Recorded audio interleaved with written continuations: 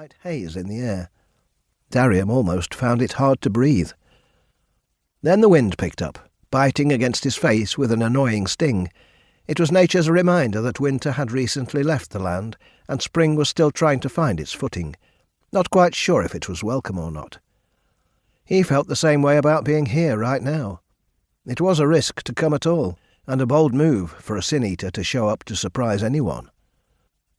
Darium's eyes continuously swept from one side to the other and then back again, as he scanned the area, watching for danger. It wouldn't be the first time that assaults happened as brigands emerged through the fog.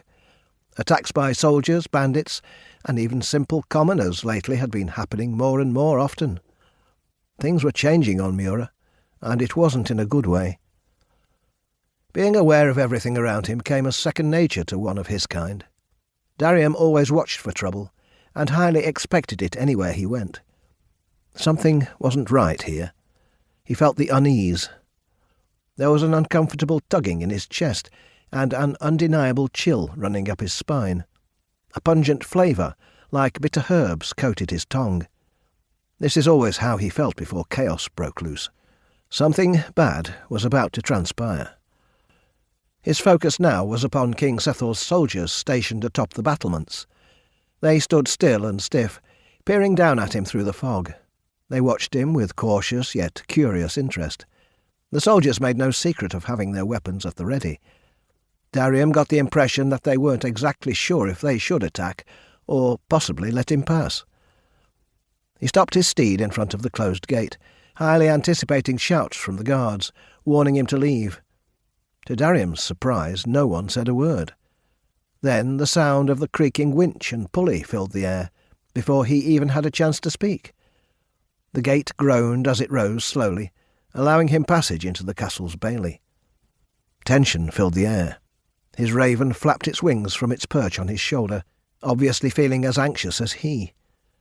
Continuing forward with caution, Darium rode into the courtyard that was paved with round-coloured cobbled stones.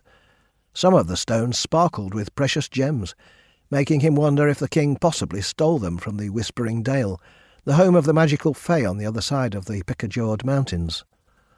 Statues carved from linden wood or granite lined the entranceway, depicting warriors and fierce beasts. While Darium had never actually been allowed inside Makada Castle to sin-eat, he had visited the courtyard on numerous occasions to carry out his job there. The greedy King Sethor was wealthy, but most everything he owned had been obtained at a steep price. Not at a price to the king, but for those he fought and killed to steal the belongings to claim them as his own. Darium knew first-hand each dead man the goods had been taken from, since he'd had to eat the sins of most of them because of the king's obvious guilt. While King Sethor didn't think twice about killing others to claim his riches, he also didn't want the guilt of those men's doomed souls weighing heavy on his shoulders. That's why Darium's services had been summoned more times than he could count. He'd been called to the side of not only King Sethor, but also the man's rivals, King Drustan Grinwald of Evandorm and King Rand Osric of Caskelbow. Fear thickened the air wherever he went, so it was no surprise he felt the discomfort surrounding him here too. No one ever wanted to be anywhere near a man who was destined for the raging fires of the dark abyss. People ran from him, always hiding their faces and crouching in the shadows. They did not want him to see them, even though he always knew exactly where each of them was positioned.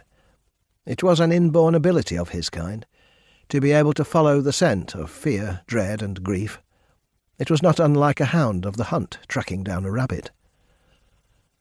Guards as well as servants quickly cleared the way for him, giving him a wide berth. He rode to the centre of the courtyard and stopped his horse once more.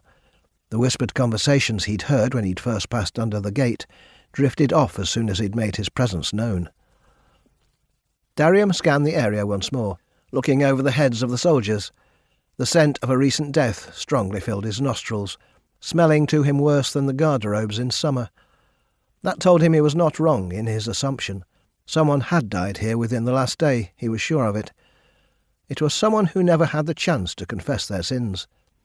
The odour of the damned was intense to him. It stunk worse than one who had confessed their sins before dying.